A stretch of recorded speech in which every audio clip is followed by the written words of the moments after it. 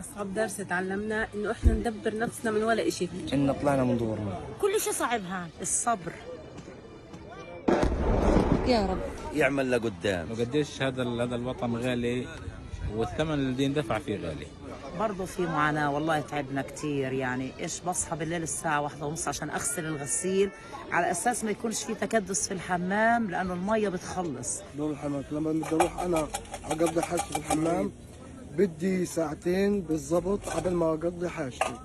أعلم هضم ونطبخ ونعجن ونعبي مية. بروح وسط القصف ووسط يعني صواريخ ووسط الأبصر إيش عشان ألملم شوية خشب لأولادي إني أخبز لأولادي. يعني اللي في إيديك وكاش ممكن يتعبن؟ كمان 3 ساعات. 3 ساعات. الواحد يعمل لقدام بس. كيف يعني يعمل لقدام؟ يعني يعمل لآخريته، يعمل كويس ويكون معاه إشي يقدر يضب له قرشين لقدام. ليش؟ لأنه هي بتمر في ظروف ما كاش ولا شيء الأمرار، يعني طلعنا من بيوتنا ولا شيء. نتعلم الصبر، إنه نقدر نتعايش في أي ظرف نحطينا فيه، إنه ما طلعش يعني من القصف.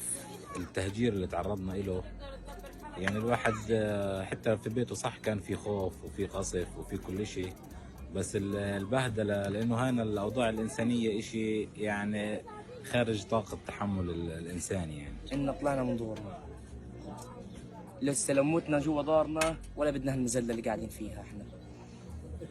يعني الدرس إنه الواحد ما يطلعش من داره؟ ما يطلعش من داره، يموت جوا داره أحسن. طيب أنت شو أصعب شيء بتعمليه في اليوم؟ كل شيء صعب هان، الغسيل، الخبز، توليع النار، الحمام. يعني عندك هان في الخيمة عندنا 17 نفر في خيمة واحدة، شو بدك أصعب من هيك حياة؟ إحنا عملنا هنا خيمة وعايشين فيها وبناكل وبنشرب يعني بأقل الإمكانيات، من ولا إشي بنعمل عشان نطعم الصغار وننيمهم وندفيهم، من ولا إشي، من ولا إشي خالص خالص. إحنا عملنا نعمل إمكانيات ما حدش بيعملها، ما حدش بالعالم كله يعني بيعمل زي اللي إحنا قاعدين هنا بنعمله. صح. طب وانت عليكي لحالك شو اصعب اشي تعلمتيه؟ انا جوزي مسافر واحدة، انا واولادي لحالي، انا قاعدة مع اخوي انا بالخيمة وانا معي 3 انفار. تخيلي انا بربي ال3 لحالي ويا دوب قادرة اسيطر عليهم واطعمي واشرب ونجيب منها وندفي ونودي ونجيب. يعني الاشي كتير كبير اعلى من طاقتنا، رغم ذلك متكيفين وبندافع ومصبرين وصامدين ونقول يا رب وان شاء الله خير. يا رب يا رب. وضحكتك كثير حلو. شكرا.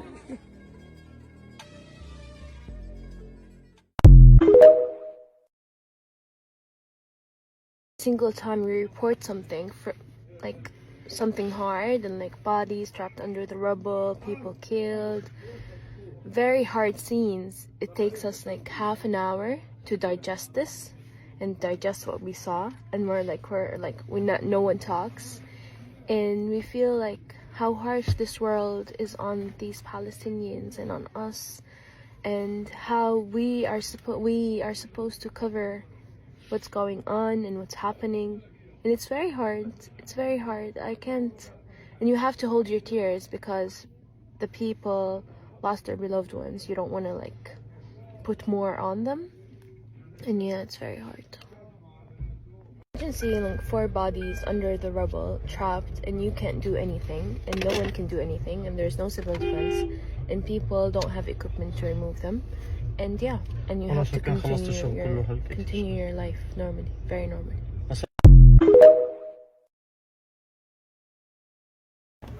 Assalamu alaikum wa rahmatullah. It's December the 23, live from Gaza, here in Khan Yunis.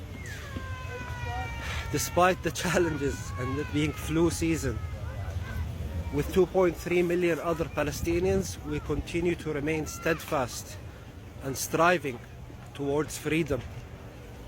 With your support, we will do that, inshallah. I want to focus today about patience. Allah subhanahu wa ta'ala says in the Holy Quran, أعوذ بالله من الشيطان الرجيم, وَلَنَبْلُوَنَّكُمْ بِشَيْءٍ مِّنَ الْخَوْفِ وَالْجُوعِ وَنَقْصٍ مِّنَ الْأَمْوَالِ وَالْأَنفُسِ وَالثَّمَرَاتِ وَبَشِّرِ الصَّابِرِينَ.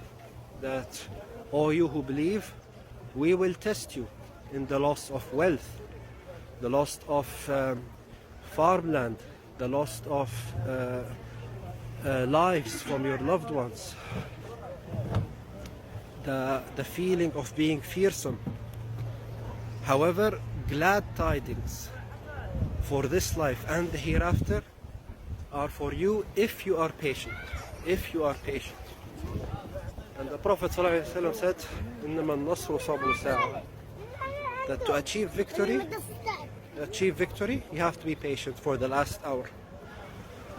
So we believe we have already won on different battlegrounds. And very soon, inshallah, the whole world will see that this 360 square kilometers of land, with support from billions of freedom-loving people like yourselves, have changed the whole game, have made history. Inshallah, together we will make the world a better place and change this corrupt, man-made political, economic and social systems that have ruined all of our lives and the lives of future generations. Allah subhanahu wa ta'ala loves us and He wants us to live a better life under divine law in order to be successful in this life and the hereafter. Please continue to demonstrate, continue to boycott, continue to create social media, continue to lobby your politicians, continue to donate wisely. Make the intention, inshallah, of coming here to Gaza, to the Holy Land, Jerusalem, to spread light to the whole world and continue to learn more about Zionism, the Palestinian-Israeli conflict, and of course about Islam. Jazakumullah khair. Assalamu alaikum. We see you, we love you, live here from Gaza.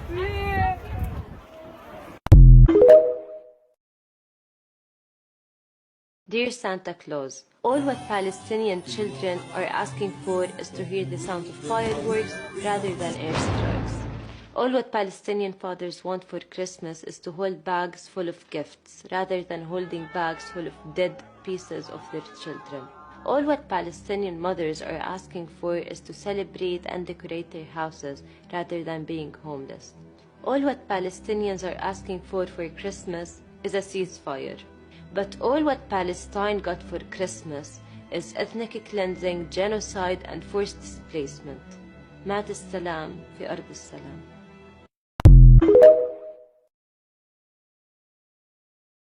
والله لا طلعك يا أمه، والله لا طلعك. حاضر والله لا طلعك. عجيب والله لا طلعك. ولا يجي. تحتيهم رجل معنا دفاع المدني. يلا مد ايدك واسحبه. لا بيجيش بدنا نشيل عليه. لا هيك غلط. من الطرف تحت رجل امان. اسحبه مين انتوا كيف؟ ايه هذا واقع لو احنا اسحب الرضا من تحت الجيش. امان الله يسلمك. هذا يا وين نايم؟ والله لا نطلعك يا اختي، والله لا نطلعك. لا نطلعك. اصبر يا اختي. قولي يا رب، بس قولي يا رب. يا الله. هاتوا يا عمي. وين سعيد؟ سعيد الله اكبر. طبعا هذا كان قاعد بصلي وتم استهداف البيت. كان بصلي وساجد في البيت، السقف مطبوق عليه. يا عمي الثاني شنو؟ حاليا قاعدين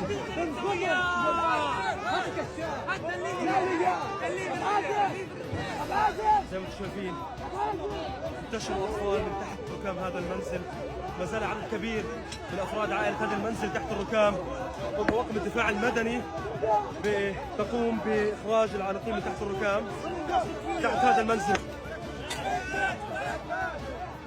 اطفال احياء من تحت ركام المنازل. اطفال احياء من تحت ركام هذه المنازل.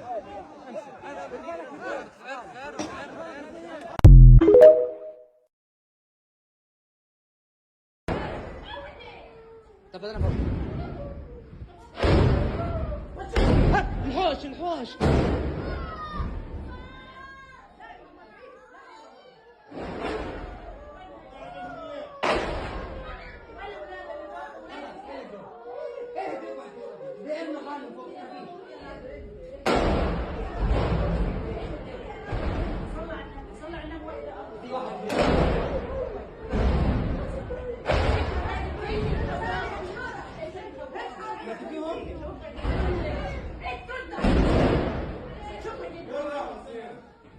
وسيم وين رايح؟ في الحوش ضربات. هاي يوجع عبد الله باقي في الحوش.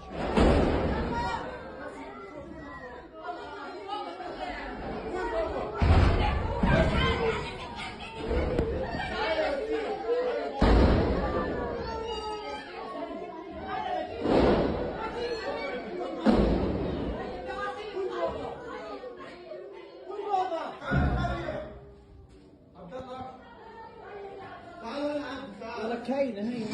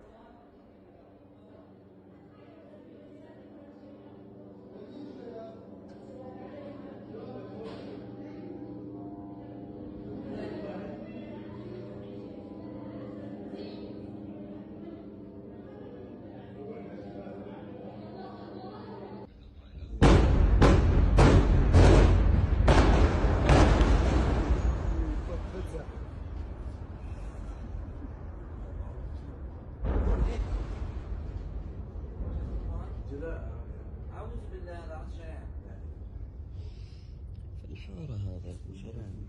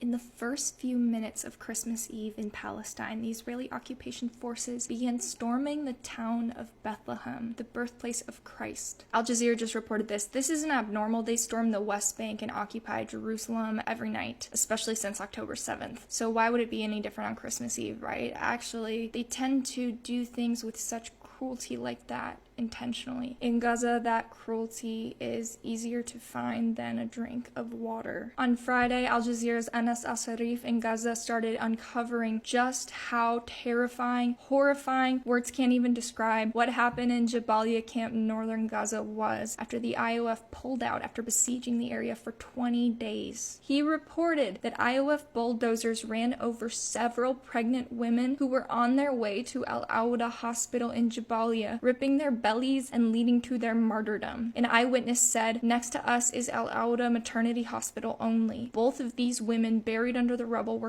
coming to the hospital. One of their husbands is also here under the rubble. The IOF bulldozers came, ran over them, and killed them all. Here they are. Here is one body, and here is the other. And here are the bodies of 2 other pregnant women as well. They killed them without mercy. They had white flags raised. The bulldozers ran over them, and then they were shot. They killed all of them." In Al-Auda, medical workers have also been assassinated or abducted by the IOF in the dozens during the siege. Atrocities were documented in the Tal el-Zatar area after the 3-week-long siege. While the IOF tried to advance in the area before their retreat, this is with their tanks and all their machinery and everything, right? They're retreating because even though they had claimed weeks ago that they had captured northern Gaza, that they had pushed the resistance out, this is not true. We've been seeing so many deaths. The Israeli occupation forces have been losing so many soldiers, and it's guerrilla warfare, so it's not a traditional symmetrical battle where you capture so much territory, especially when the resistance has tunnels that go under all of the city. Just earlier today, the Israeli occupation forces announced that Hamas's tunnels are 5 to 6 times longer than they first anticipated, and Hamas still has full operation over all of their tunnels. And you have to remember that Hamas already knew their tunnels, how they were laid out. They knew their city more than the Israelis, right? And the Israelis have bombed. There's all this rubble around. If you look up the Battle of Stalingrad in World War II, the USSR and the Nazis, and you see how the Nazis bombed the shit out of Stalingrad, thinking that that would give them the advantage. But what that did is it made the terrain even harder for the tanks that the Nazis had to navigate, for them to map out the city, whereas the resistance understood their own city, and they used the rubble and they used the ruins as cover and as a tactical advantage, and the resistance has been doing exactly that. We've seen that the Israeli army, I think over a month ago, they called the resistance fighters ghosts. They had a technique of ambushing Israeli soldiers by emerging from partially destroyed building columns. All that to say, the Israeli occupation forces, they don't have North Gaza. They haven't captured any territory. That's why they're pulling out of this area that they've besieged for 20 days. So while the IOF was trying still to advance before their retreat, they bulldozed the nearby Indonesian hospital. They bulldozed the Indonesian hospital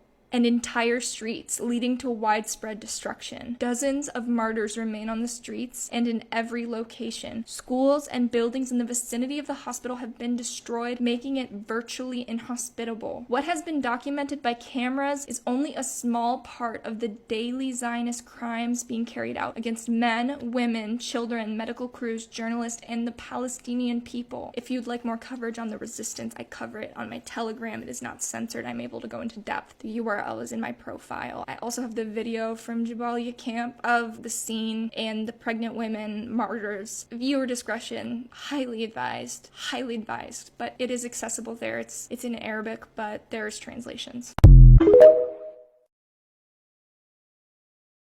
Some updates for today. The death toll of journalists has risen to 99 in Gaza, the latest being Muhammad Khalifa. The IOF bombed his family's home in Nusayrat refugee camp. The IOF targeted and striked a home in Buraij refugee camp. 4 were martyred, including a child. Dozens of decomposing bodies were recovered in Beit Lahia. This is in the northern Gaza Strip. Another home in Buraij refugee camp was also targeted, resulting in 3 killed and 6 injured. Over 8 Palestinians were illegally detained overnight in the occupied West Bank. The IOF targeted and martyred 2 pregnant women who were waving a white flag as they were on their way to the Al-Auda hospital to give birth. Palestinians have been expressing that they feel no hope after this recent resolution was passed by the UN, which does not include a ceasefire. Jabalia refugee camp and Deir al-Bala continue to be targeted non-stop by IOF. We must continue applying pressure to our governments. Keep speaking up and keep spreading information. From the river to the sea, Palestine will be free. These are the Palestine updates for the day. In the past 24 hours, at least 201 Palestinians were killed. 368 Palestinians were injured. Brings the exact death toll up to 20,258 and 53,688 people injured. According to the UN Secretary General Guterres, 4 of the 5 hungriest people in the world are currently in Gaza. According to Al Jazeera, a lot of dead bodies are decomposing in the streets in a city called Bet Lahia in the Gaza Strip. Most of these bodies are from people that were executed and their bodies were just left, and apparently dogs were also going through the bodies as well. This was one of the many Israeli massacres that happened, and we do have documentation that these kinds of executions did take place. As Israeli forces are attempting to clear the Jabalia area of the northern Gaza Strip, fighters are waiting to ambush the Israeli forces. Despite everything happening in the Gaza Strip right now, the Palestinian fighters are still holding up intense resistance against Israeli forces from occupying and taking over the Jabalia area. The toll for journalists is now up to 99 people, which means that since the start of October 7th, on some days more than one journalist was targeted and killed. Make sure you like, share, and comment, and I will be back tomorrow with more updates.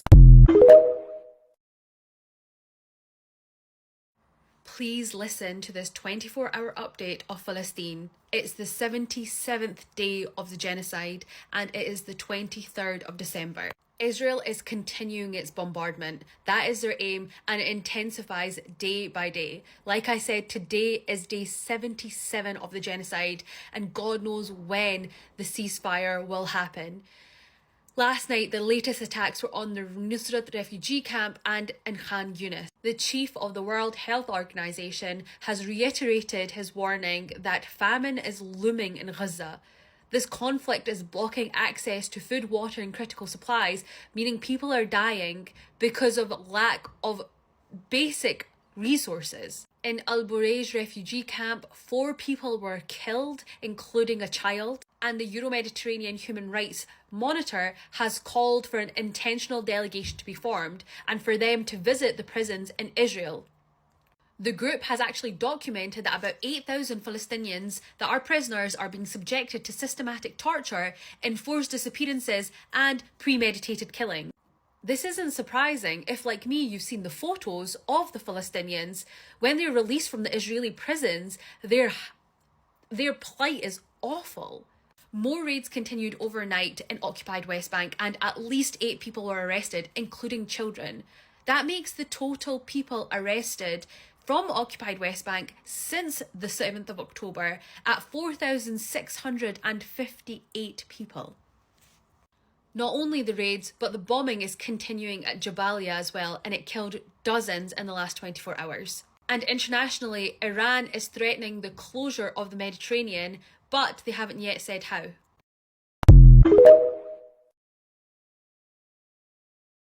Palestinians are not safe anywhere. This is 21-year-old Mohammed Barakat, who is a Jordanian Palestinian that was shot and killed in Germany. He was shot and killed hours after a Facebook post showing solidarity with the people of Gaza. He was shot in the head twice, and it's believed that he was shot and killed by another university student. And his family has said that the German police are being highly uncooperative throughout this entire thing. They are still holding on to his body. They are refusing to do like a thorough investigation into it, that it could be a possible hate crime. And there has been little to no news in Germany about Mohammed's death. The family also said that he was receiving many threats for being very outspoken about Palestine. Germany has become a fascist state once again. And there needs to be justice for the death and murder of Mohammed Barakat. We honor all our martyrs, those in and out of Palestine. The anti-Palestinian rhetoric that we are seeing all over the West, coming from news organizations, coming from state officials, directly impacts the fact that Palestinians now in the West are being targeted and killed for being Palestinian. He and every other Palestinian deserves justice. Israel is losing the war and the US is losing the world. As of today, the day 77 of the genocide in Gaza, Israel hasn't been able to accomplish any of its goals, any of the announced goals before the genocide in Gaza started. Israel wasn't able to destroy the H group. In fact, the H group is still fighting back. They still have equipment and they are still attacking and facing the Israeli army on the ground. Israel wasn't able to get any of the hostages back. In fact, they got unalived due to the dumb decisions that the Israeli occupation forces are taking on the ground. Israel is losing so many soldiers and so many equipment in the ground invasions, and some withdrew from Gaza. And inside Tel Aviv, there is separation in the general opinion of the people. Some people are calling for a ceasefire because they see the failure of their government in the ground invasion. And some people are just very extreme and they just want to continue the attacks in Gaza. Israel also lost so much money and so much support from different countries that were supporting them in the beginning of this genocide, including Britain and France. Now we go to the US. The US is losing the world. The countries, they don't trust the US anymore. The US yesterday called for attacking Yemen, and no country stood by that decision because Biden's administration has failed so many times. Netanyahu and Biden are in disagreements due to the dumb decisions that Netanyahu has been taken that is embarrassing the US in front of the world. The American citizens are on the ground in the US protesting every day against the government, and the people have known so much about Palestine and they don't trust Biden and his administration anymore. And people are actually speaking up and connecting all the dumb decisions that the US has been taken from the Iraq invasion, Vietnam, Afghanistan, all the decisions that the US have taken, and they lost all of them before, and they just resulted in unaliving so many civilians without gaining any benefits. And there are loud noises and separation of opinions inside Biden's administration, and a lot of the people inside Biden's administration are calling for a ceasefire, and these people have gotten louder and louder. A lot of pressure in the US on Biden to abandon Israel. The country started to disrespect the United States. As of yesterday, Algeria stopped a plane that was trying to reach Israel with military aid and didn't allow it to fly over Algeria to get through to Israel. And that is how Israel is losing the war and how the US is losing the world. The Biden administration is scrambling to get Switzerland to reject a proposal by Palestine and its supporters around the world on violations of the Geneva Convention, which means that the Geneva Convention will look into the actions of Israel and if it was illegal or legal in their genocide rampage against the people of Gaza. And if they're found illegal, there will be an international accountability onto them. And also the U.S., because they're the ones that are supporting financially Israel. So the U.S. is scared that they would also be found guilty in this situation.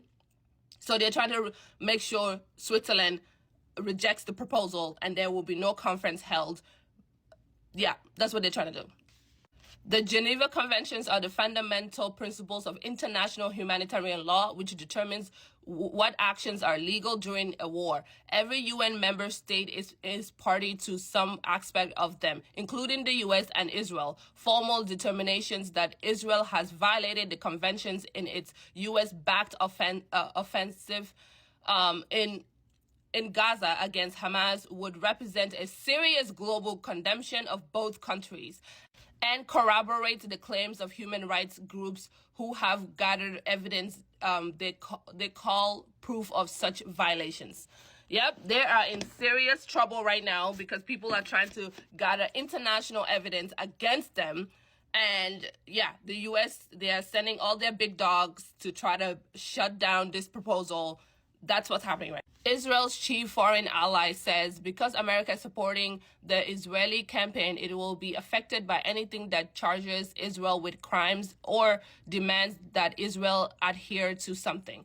Yep, the U.S., they're finally realizing that Israel has gone overboard and they have unalived more than 20,000 people, mostly children, and that is a huge international crime.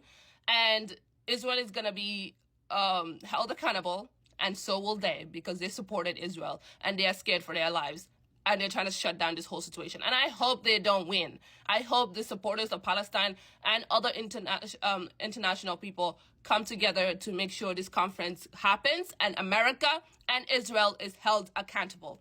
It's about time. Here we are thinking that Netanyahu is looking for his hostages, pressuring Hamas to release all of the hostages. That's his number one priority. No, you know where he is? He's in northern Gaza with his people.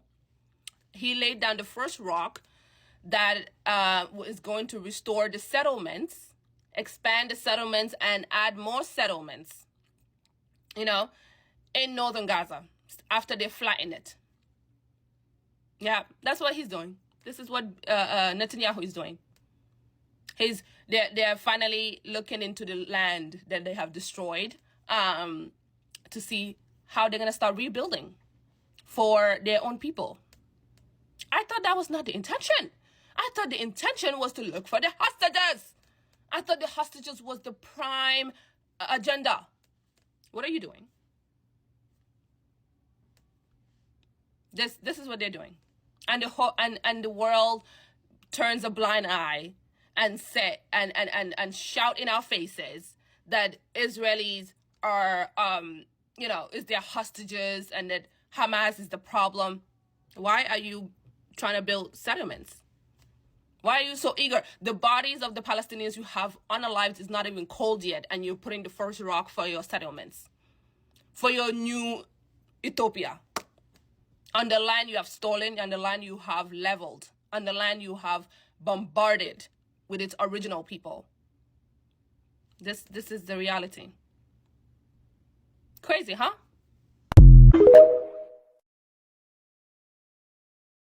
U.S. residents are directly funding illegal settlements in the West Bank. Crowdfunding site Israel Gives allows U.S. residents to donate millions to paramilitary groups, IDF units, and settlers.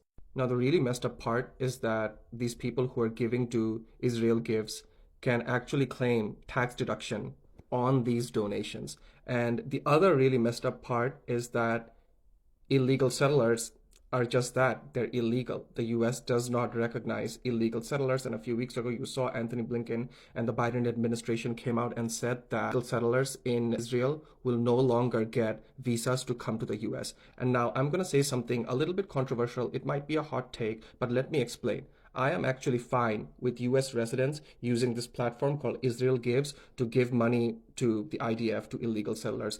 Obviously, I don't agree with it. I mean, they're hurting my people, fellow Muslims, right? But I understand that citizens in the United States should be able to give their money wherever they want. And so in another world, what if there was a Hamas fund? I'm just using it as an example, right? And U.S. citizens were known to give money directly to a crowdfunding site called Hamas Funds. How would the news media look into that? The news media would be horrified. They would call these people terrorist sympathizers. However, my point of view is that if you allow U.S. citizens to give to Israel Gives and fund illegal settlements in the West Bank, it should also be equal for us to fund certain militia groups or whatever cause we want to give money to. Why can't we give money directly to the Yemeni people? Why can't we give money to paramilitary groups that are funding Gaza? If there is a law, it should be applied equally. כן את החשש שהם יקבלו איזו הוראה שאולי משהו בסוף יחליטו להרוג אותנו, והיינו שואלים אותם את זה גם לפעמים. הם אומרים לנו, אנחנו נמות לפני שאתם נמות ביחד. נורא מרגיע, נכון? אנחנו נמות. אם נמות, נמות ביחד, כי אנחנו צמודים אליכם, אנחנו איתכם. היינו בסופרמרקט, עלינו אותנו לילה בסופרמרקט, הביאו מזרונים למחסן, כאילו למאחורי הסופרמרקט, ואז למחרת היה ירי לרחוב, והסופר חטף עדף, זה היה כמו קונגו שזה מתקרב אליך, זה היה מטורף, זה היה וזה בא אליך. ואנחנו ככה התקפלנו עם המזרון שעלינו, והם, השומרים שלנו, השובים שלנו, המחבלים עלינו, מגוננים בגופם. שופבים עליכם? לפני הירי הצבא. כי אנחנו מאוד... Hey, Aliza Pilakowski, are you there? We wrote this article in the Jerusalem Post, The Myth of Settler Violence, and I found it pretty upsetting, so I just want to educate you a little bit. For those who don't know Aliza Pilakowski, she is the mayor of a West Bank settlement called Mitzpe Jericho. Aliza was born in Florida, and she's had a pretty privileged life. She's lived all over the country, including Boca Raton and Beverly Hills. So why did Aliza move from Beverly Hills? After having everything she could want in life, she still couldn't satisfy the deep ancestral desire to be a pioneer of today. The voice of Christopher Columbus in her sleep was just relentless. Aliza's pretty clear about this herself. Just take a listen to this. What I try to do is represent the people and try to continue to build and build and build and build. We just completed the indoor sports complex.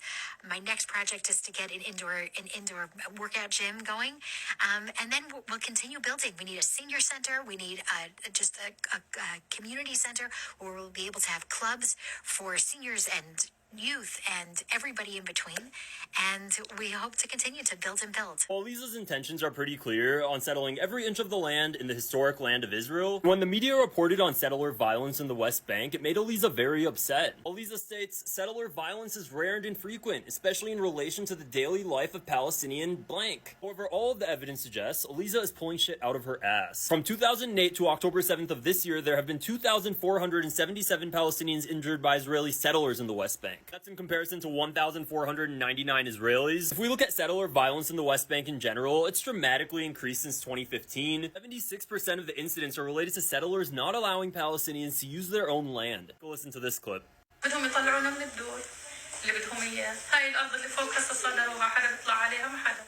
عدة مرات يوصلوا باب البيت هنا، قسم يبلش يضرب حجار علينا، وقسم يولع نار، وقسم يبكى يكتب في شعارات، واحنا في حالة نفسية يعني كثير تعبانين. أنا تعلم إنه مرات بدخونا ومرات بأخذونا إحنا ولاد الجيران بيذبونا في جارة، وكانوا يربطونا ويطلعونا كله إنه هم بدهم يخلونا نصير زيهم. إنهم يعني يحلوا عنا بطلوا ينزلوا. بتنامش ما هي من الخوف، بتنامش من مرة هسه قاعدين على الشباك هي وأحمد. ظلوا قاعدين يراقبوا، هاي اجت جندي وهاي اجت جيب وهاي اجت جيش وهاي اجت المستوطنين طول النهار وهم هيك. This really infuriates me because there's people like Aliza, who's an American just like me, who's a privileged girl from Beverly Hills. While I'm not allowed to buy land on my family's own town, Aliza, this girl from Beverly Hills, can just come and take all of my family's land. And using all of her privilege, she'll write a Jerusalem Post article telling millions of people the real issue is my family and she's this innocent damsel in distress. There's actually a saying for this in Arabic. We say khara aleki and kus immek. I really hope that people understand that we are not boycotting temporarily. Like, now that we've started this boycott, we literally cannot stop boycotting no matter what. If Starbucks all of a sudden stops funding genocide, don't think that's a green flag to go and buy Starbucks again. If Disney all of a sudden stops funding genocide, that doesn't mean that that's a green flag for you to restart your subscription. In the words of Cardi B, if a bitch beef with me, we gonna beef forever. We boycott until these fucking establishments crumble to the ground and no longer exist. A lot of y'all have some misguided faith in America, and I get it. But that little twinge of faith that you still have, throw that shit away, because that's not going to get us to freedom. You need to have absolutely no faith in the American government. Zero. You need to lose all faith in these corporations, because as long as there's money to be made, it will always be profit over people. And so every major corporation is complicit in the oppression of the people. We ain't just boycotting for Palestine, we boycotting for all of us. You hear me? I just saw a video of this little boy and his mom is holding him, and it shows like his chin, like it's just ripped off. Like it's just ripped off, and then she turns him to the side, and then his whole entire face is just blood. There's just so much blood, and she's holding him, and you can see all these other people inside of the video, and they're just screaming, and they're holding the little boy, and the mom is kissing him, and he takes his last breath. That's it. Posted by the photojournalist Mohammed Fayq. It was the massacre at another refugee camp. We've seen so many babies seen so many babies take their last breath.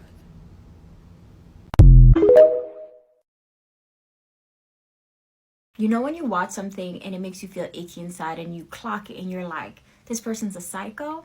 This is that video for me. And your reaction to 20,000 dead in Gaza, that death toll reached today, today? It's tragic. He's sick. He gave me the Lady phone her gone. Lady phone her gone.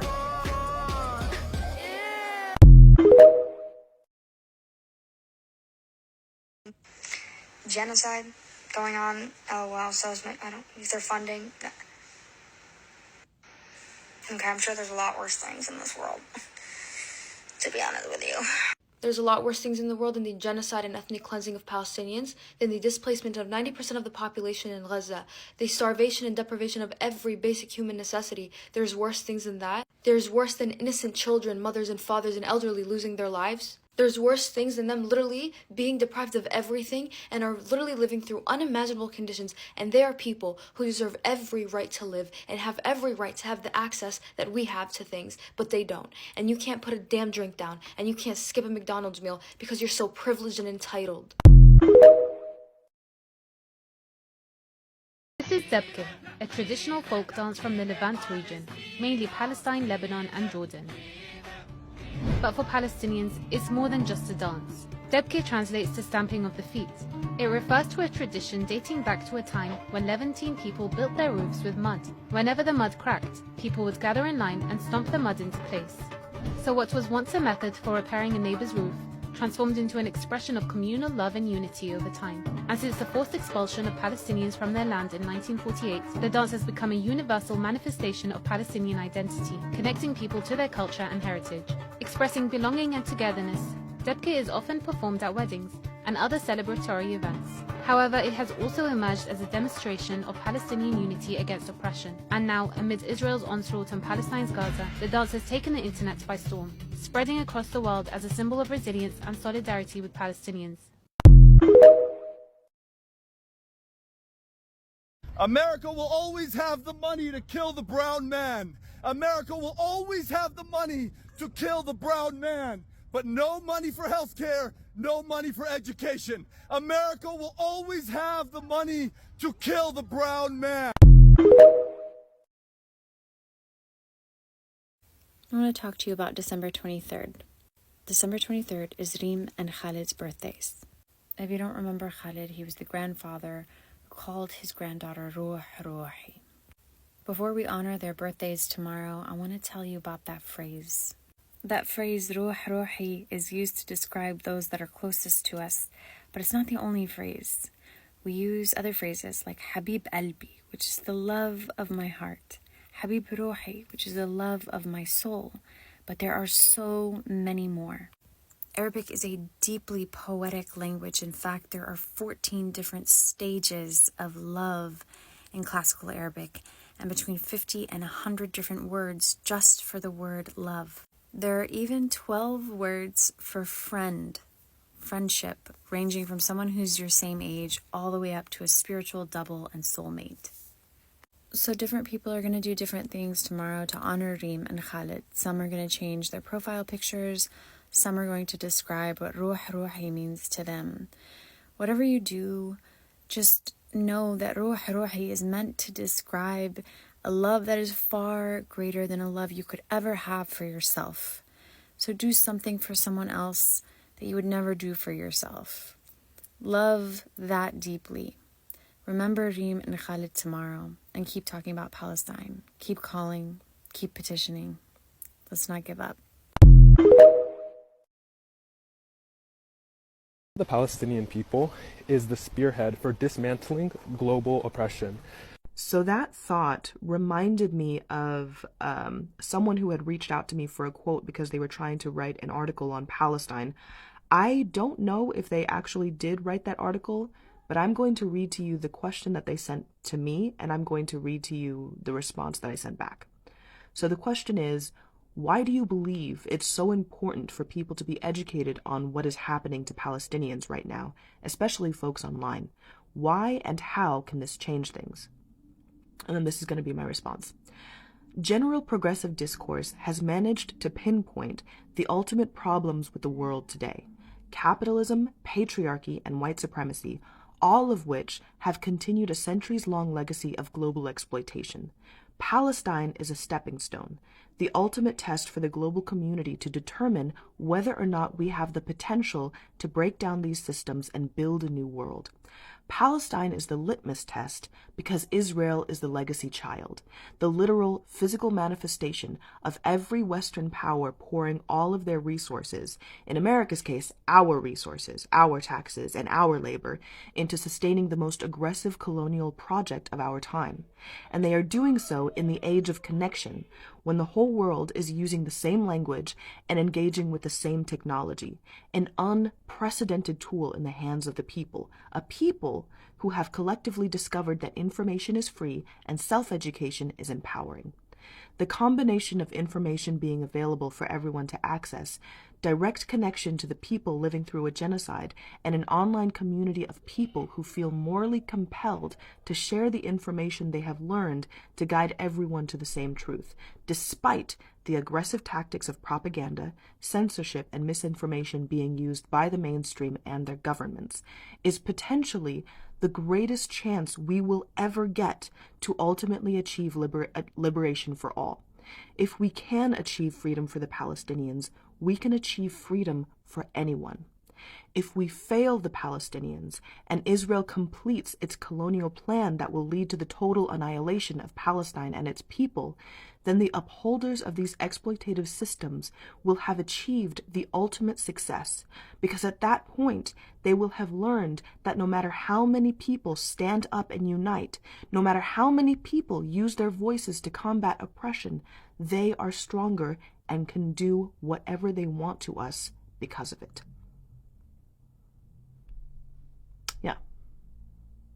Yeah.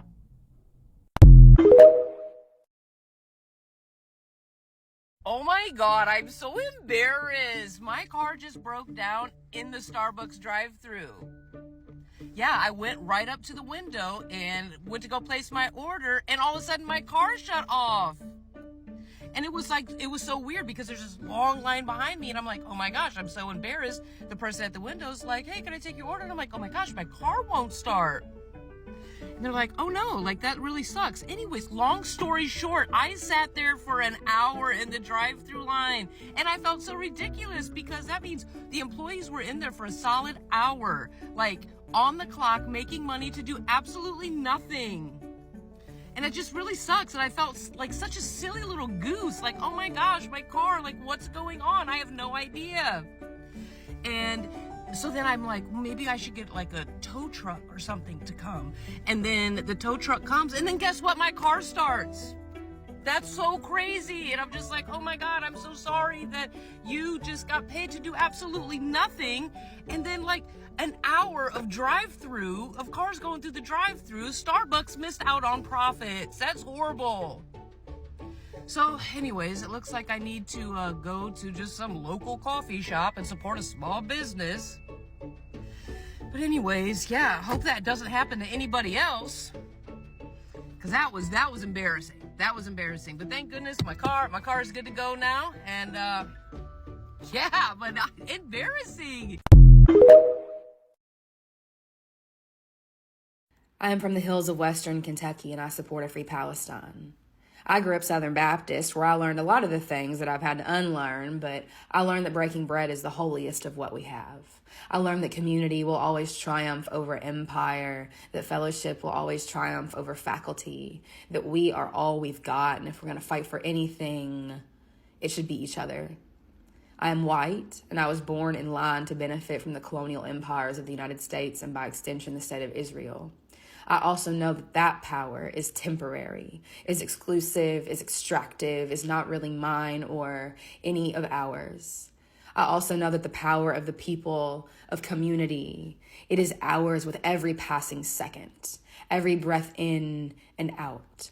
As I've gotten older and I've studied and organized, I have learned how our liberation is tied as queer folk, country folk, working folk, as beings who are living and connected in every breath in and out. This is to say that I cannot convey the enormous grief I feel over people violently removed from their home, from this life in the name of empire. This is to say that I baked a cake today because I had to do something with my hands. I don't know how to live in this body and this life when so much is happening to the rest of us. This is to say that we are creating a new world every day with every breath in and out. This is to say, come on over and I'll cut you a piece. We've got a new world to create with every breath in and out.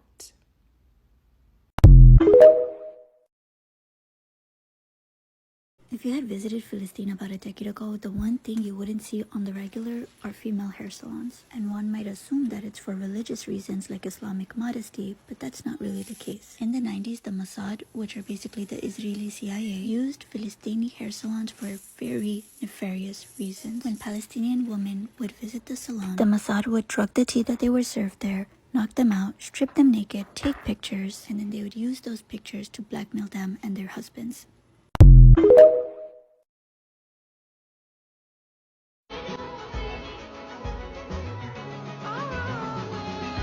Okay, so the website that she's using is called BD Nash, and it's a platform promoting conscientious consumerism. Basically, it's a website where you can go in, put the name of a brand, and it will tell you whether it's supporting occupation, etc., etc. Really good website. I suggest you use it next time you do your grocery shopping and basically, shop anywhere. Also, I'm trying to build a website where it's a list of brands that do not support occupation and are ethically sourcing everything, basically. And I'm talking toilet paper brands, paper towels, toothpaste, clothes, food, everything. And the goal is basically to make a place where people can go to see what brands they can buy from instead of the typical what brands we can't buy from. Yeah, if you know of any brands like this, please put them in the comments and share, because I really want to get this website up. Also, if you would like to be part of a team and help me with this, I encourage it. The age of unethical consumerism is over. We need to know what we're buying with our money and what we're supporting and what we're enabling. Yeah, share what brands we should buy from. I'm gonna get a lot of hate when I say this, but shut your phone off because right now there's too much going on and it's... Okay, now that we got past that, you wanna know how scared they are of Muslims? For those that don't know, just listen to this. The technique isn't working in Muslim countries as they seem less receptive to mass population control methods compared to Western countries. There's no doubt that their strict adherence to the laws of their Islamic faith is what foiled and stumbled their plans for the Middle East and Muslim countries, temporarily. Therefore, a concerted drive was mounted to wage war on the Muslim world. When I tell you that they've studied the Quran, they've studied everything, they studied Islam just front to back, they're scared. And they know that there's nothing that they can do, there's nothing they can put in the media, there's nothing they can tell people to bring Muslims down. And what's happening in Palestine right now, they're not winning anything. They went so far as to study everything about us, to find a way to get in between and just break everything apart, and to change the religion. But what they don't understand is that trying to scare Muslims out of their faith is never going to work. And we can see what's happening right now with so many people that aren't Muslim finding Islam and getting interested in the religion because of how strong the people in Palestine are. And they're never going to win. Just to put that out there, they're not going to win. They may think they've won for a little bit, but... And this is just for the people that didn't know, what they've been trying to do, I guess, but yeah. Hello, loves. I think by now everyone should know Reem. Allah yarham her beautiful soul, and her grandfather Khalid. Her grandfather loved Reem very, very much. But she was murdered by It's Not Real, and there was a video of him holding her lifeless body. And he kept kissing her face and opening up her eyes. When it was time to put her down in the shroud, he started to fix her hair because he said Reem likes her hair in 2 little pigtails, where they look like puffballs on the side, with bows. And as he was cleaning her face, he noticed that she was missing an earring. So he took the other earring that she had and he put it on his pocket. And he said he will forever wear this. Today, December 23, was a special day for them. They both shared a birthday. And he said he will never be able to celebrate this day again. This day will be a day of remembrance for Reem and all the kids who have lost their lives. And I made a cake to dedicate to this day. I put Reem with her pigtails. I made the keffiyeh turban that her grandfather wears. I wrote down the soul of my soul. And I put the little earring on the side like he has in his pocket. So this day is for you, Reem, and all the innocent kids who have lost their lives.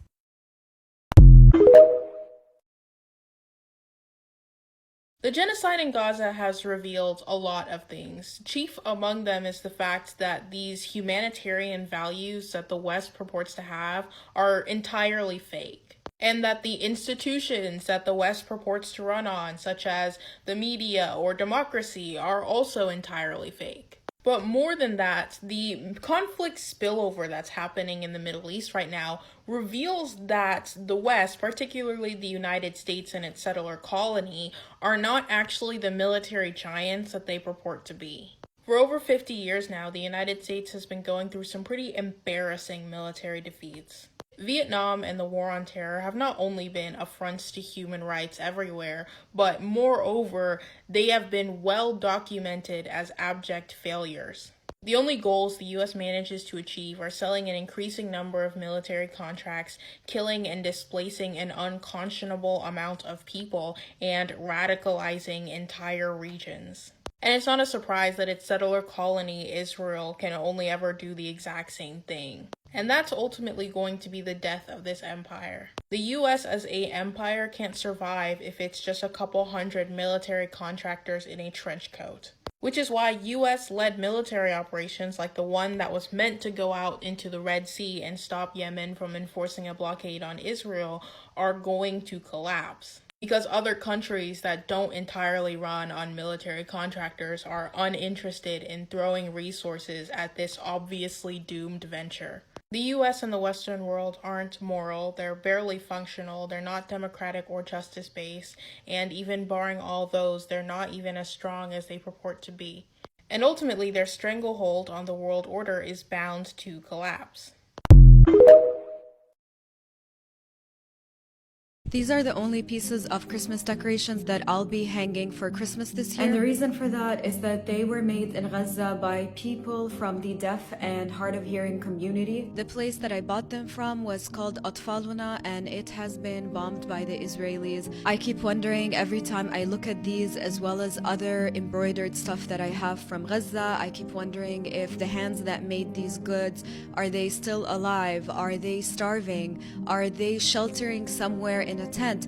What is their condition like? Who from them is still here with us and who isn't? And as everyone celebrates Christmas this year, I want you to just take some time to think about people in Gaza who are from that community, as well as people with disabilities in general, because although the genocide is extremely difficult on everyone and it impacts everyone in a very challenging way, there's even an added layer when it comes to people from those communities. This is video number 2 of my Christmas series, so stay tuned for the rest of them. Listen up very carefully. Care. If Israel wipes out everyone in Gaza, I don't care. You can call it ethnic cleansing, you can call it a genocide, you can call it whatever the fuck you want, because I don't care. If Israel plows that shit into a beachfront parking lot, I will one day hope to park there. That's how little I care. Well, first of all, I'm truly sorry you had to hear this crap coming out from his mouth. Now imagine this scenario with me. A pro-Palestinian person go out and make a similar statement. What will happen? Imagine that in the United States, a kid got suspended from school just because his mother posted something on social media supporting her people. And this guy can just go out loud and make a statement like this, calling for the elimination of all the people of Palestine. And there are 600 comments on his video supporting the elimination of the people. Kids, women, children, elderly, all of the Palestinians. That's it. Now let me know what you think in the comments. Just because a population is a majority does not mean that the state itself is not a white supremacist state. Let me explain. This is from the Jewish Virtual Library, and since the establishment of Israel, up until now, every single prime minister has been of European descent. All of these prime ministers, and these up to our favorite right here, are all of European descent. If your highest ranking official is of European descent, then they can enforce these ideologies. This is from another Jewish website. This describes that the Mizrahim were victims of systematic discrimination by the European Jews. They were even sent to transit camps where the living conditions were very difficult. The first Prime Minister of Israel, David Ben-Gurion, was typical of the Ashkenazi leadership in the early years of the state. Those Jews from Morocco had no education. Their customs are those of Arabs. The culture of Morocco I would not like to have here. We don't want Israelis to become Arabs. Ultimately stripping the Mizrahi of their Middle Eastern identity. The Ashkenazi or the European Jews worked so hard to eliminate the culture, the Arab culture of the Mizrahi Jews, that the younger generation today does not understand why the older generation sees Mizrahi culture as the central part of the identity. It's been replaced by a uniform Israeli culture based on Jewish religion and nationalism, Hebrew culture, and certain local behavior and ethics. Ashkenazi European Jews often saw Middle Eastern or Arab Jews as people they did not want to associate with. They saw the Middle Eastern region as barbaric and wanted nothing to do with it. Therefore, they forced Mizrahi or Arab Jews to assimilate and adapt European cultures that they brought with them from Europe to Israel. It is truly a white supremacist state.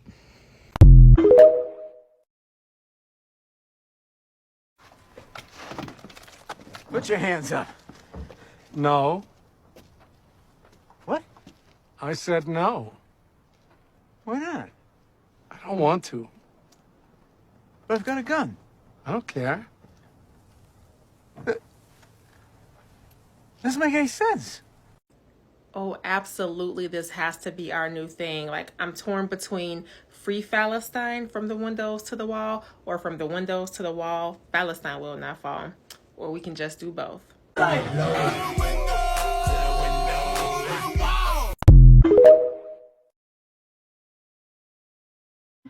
Well, you don't know me, but I know you.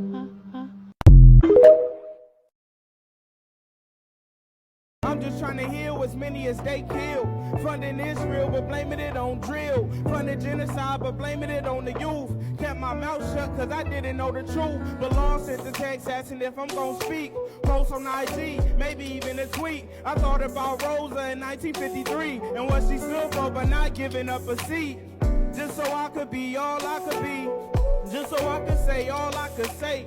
They say the bomb is getting worse by the day. I deeply empathize from my crib in the bay. I don't want to be another black box online. Fake fighting for their lives while I'm enjoying mine. I thought about it deeply and I think it's finally time. Free all my niggas and free Palestine. I question what words could really do for them. If I won't board a plane and go and shoot for them. See the protests and try to root for them. Hoping that this war is not a boot for them. Something to step into on they off days. Badges to wear on they sleeve. Something to claim while niggas grieve. A freedom that we never may achieve. Look at my niggas that's still in chains. Look at my niggas that's still enslaved. Look at my niggas that's in the grave. All the roads revolution paved. The president invested in the war. They ran out of bombs, we gave them more. The ammo was low, we gave them more.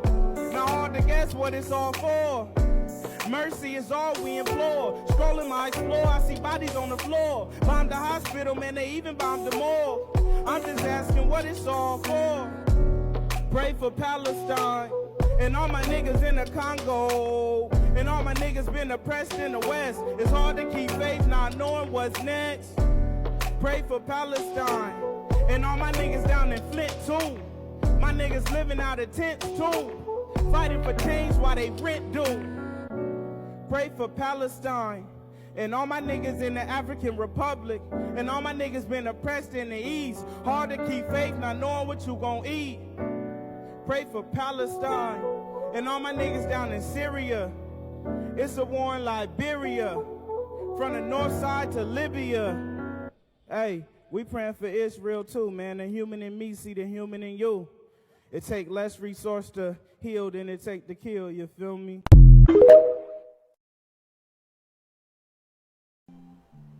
I feel weird celebrating the holidays, knowing my tax dollars are going to kill civilians in Palestine. I should pester my representatives again because nothing has really changed in Palestine and it's gotten worse. This whole year has been. Make sure posting actually leads to public pressure.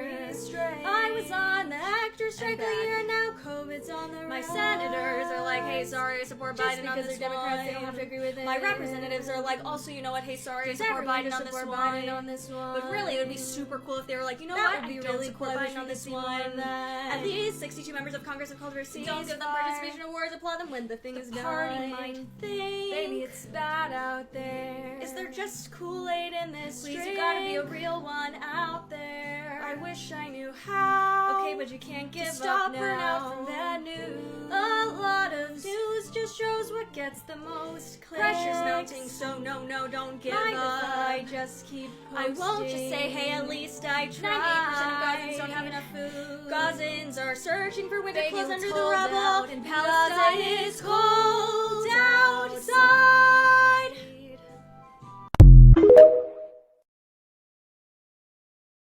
Y'all, I've had to have a variety of difficult conversations with so many different people.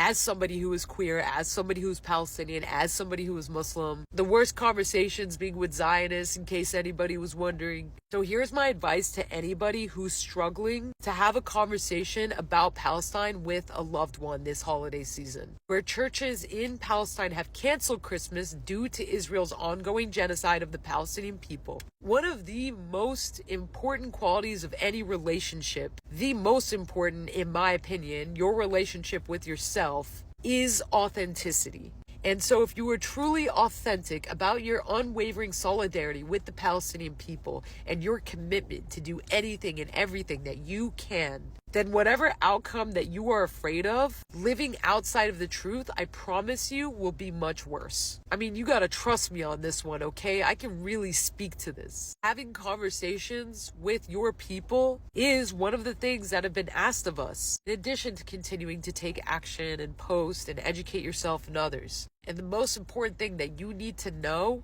is that you may lose the favor of your loved ones, but you are not losing your loved ones the way that Palestinians are. Because we are paying for this, we are funding this, we are creating this genocide. We are active participants in all of the atrocities against all Palestinians. And therefore, we have the responsibility and the power to do everything we can. And the reason we are asking this of you is because nobody can reach your people better than you can. We don't need people to water things down and make them feel comfortable about it. We just need you to say the things we're saying and ask people to do the things that we're asking you to do. This genocide will end and Palestine will be free. So you gotta ask yourself, can you live with feeling like you didn't do everything you could? And if the answer is yes, I can, I'm gonna need you to go back to the drawing board and figure out what solidarity and commitment even mean to you at all. Don't forget that it's not just about free Palestine, but the Palestine that's freeing us along the way.